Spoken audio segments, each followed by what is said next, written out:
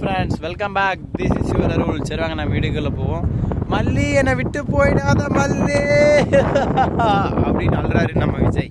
இதை கேட்ட மல்லியோ, விஜய் நான் போக மாட்டேன் விஜய். எனக்கு லேடிஸ் வாய்ஸ் வராதுங்க, அதனால தான் என்னால் அழ முடியல. இதே லேடிஸ் வாய்ஸ் வந்தால் சூப்பராக அழுவேன். சரி விடுங்க. இப்படி ஒரு பக்கம் போயிட்டுருக்க நம்மளோட அரவிந்த் என்ன நினைக்கிறாருன்னா, இவங்க 2 பேரும் சேர்ந்து நம்ம வாழ்க்கையில் கும்மி அடிக்கிறாங்களே அப்படி அழுந்துட்டு இருக்காங்க. ஏன்னு பார்த்தீங்கன்னா, நம்ம விஜய்க்கு வேறு வழி இல்லை இல்லையா. 5 நாள் கெடில் 4 நாள் முடிஞ்சிச்சு, ஒரே ஒரு நாள் ரிமைனிங் பெண்டிங்கில் இருக்குங்க. அதனால நம்ம மல்லி காலில் விழுந்துட்டாரு.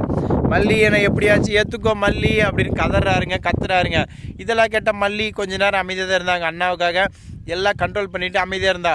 ஒரு கட்டத்துக்கு மேலே போனால் எரிமலையை அடக்க முடியாதுங்க. வெடிச்சிருச்சிங்க. வெடிச்சதுனால அழாதீங்க, நான் இதுக்கு மேலே என்ன சொல்கிறதுன்னு தெரியல, நான் வரேன் அப்படின்னு சொல்லிட்டு நம்ம மல்லி விஜய்கிட்ட சரண்டர் ஆயிடுறாங்க. என்னங்க பண்ணுறது, ஒரு ஆம்பளை அழுறதை பார்த்தா ஒரு பொம்பளையால் பொறுத்துக்க முடியாது, அதே ஒரு பொம்பளை அழுறதை பார்த்தா ஒரு ஆம்பளையாலையும் பொறுத்துக்க முடியாது. இப்படிலாம் சொன்னால் நல்லா தான் இருக்குது கேட்க. ஆனால் நாலு தான் என் மொண்டாட்டி என்னன்னு கூட மதிக்கிறது இல்லை, தூக்கி போட்டு மிதிக்கிறேன்னு டைலாக் தான் பேசுகிறால தவிர, என்னடா நம்ம புருஷன் ஃபீல் பண்ணுறாரே அப்படின்னு சொல்லி யோசிக்கிறதே இல்லைங்க. சரி விடுங்க, என் ஃபேமிலி மேட்டருக்குள்ளே போவேன்னா நம்ம மல்லி ஃபேமிலி மேட்டருக்குள்ளே போவோம். இப்படி ஒரு பக்கம் அங்கே போயிட்டுருக்க. இதுக்கப்புறம் என்ன நடக்க போகுதுன்ற சுவாரஸ்யமான விஷயத்தை பற்றி தாங்க பேச போகிறோம். ஏன்னு பார்த்தீங்கன்னா, இதுக்கப்புறம் நம்ம மல்லியும் விஜயும் ஒன்று சேருவாங்களா மாட்டாங்களா, இல்லை அங்கே ஒரு வண்டி ரொம்ப நாள் 6 மாதமாக அது அங்கேயே தாங்க கிடக்குது, இப்படியே கிடக்குமா, இல்லை திங்க ஒருத்தர் நின்றுக்கிறேன் தண்டத்துக்கு இவனை மாதிரி இப்படி நிற்கிறதா அப்படின்றதெல்லாம் பற்றி பேசாமல் நம்ம சீரியலை பற்றி மட்டும் பேசுவோம். நம்ம ஃபோக்கஸ் ஃபுல்லாக சீரியல் இருந்தால் மட்டும்தான் நம்ம வாழ்க்கை நல்லாயிருக்கும். தேவையில்லாமல் கண்டவங்களை பற்றி பேசி நம்ம டைம் வேஸ்ட் பண்ண வேணாம் அப்படின்னு நான் நினச்ச உடனே அவன் பக்கம் வந்து நிற்கிறான். நான் என்ன பண்ணிட்டு சொல்லுங்கள். சரி, அவன் மட்டும் நமக்கு வேணால் நம்ம சீரியல்கள் போவோம்.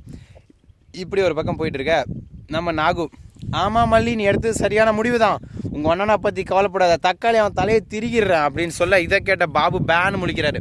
ஏன் பொண்டாட்டியாடா அப்படி பேசுறது. பாபு மறந்துட்டார் போல், ஒரு காலத்தில் அவள் பொண்டாட்டி பெரிய ரவுடியாக இருந்தவன்ட்டு.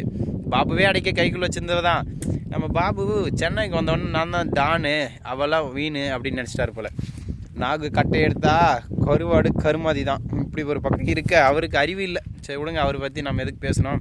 பாபுன்றவர் ஒரு டம்மி கேரக்டர், அவரை பற்றி நம்ம பேச வேணாம். அவர் சென்டிமெண்டலாக எமோஷ்னலாக பிளாக்மெயில் பண்ணி வாழ்க்கைக்கு எடுக்கிறவர். சரி வாங்க, நம்ம டாப்பிக்கில் போவோம்.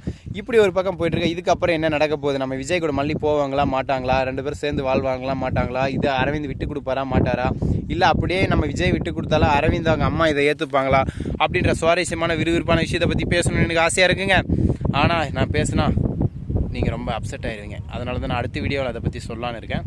ஸோ நண்பர்களே, உங்கள் எல்லாருக்கும் ஒரே ஒரு ரிக்வெஸ்ட் தான், என்னோடய வீடியோ பிடிச்சினா மறக்காமல் சப்ஸ்கிரைப், லைக், ஷேர், கமெண்ட் பண்ணுங்கள். பிடிக்காதவங்களும் சப்ஸ்கிரைப், லைக், ஷேர், கமெண்ட் பண்ணுங்கள். ஓகேங்களா? இது தவிர உங்ககிட்ட நான் வேறு எந்த ரிக்வெஸ்ட்டும் வைக்கல. இப்படியே ஒருத்தன் உட்காந்து உயிரை வாங்கிட்டு இருக்கான் போகலான்னு சொல்லிட்டு, thank you so much. Tata, see you, bye bye.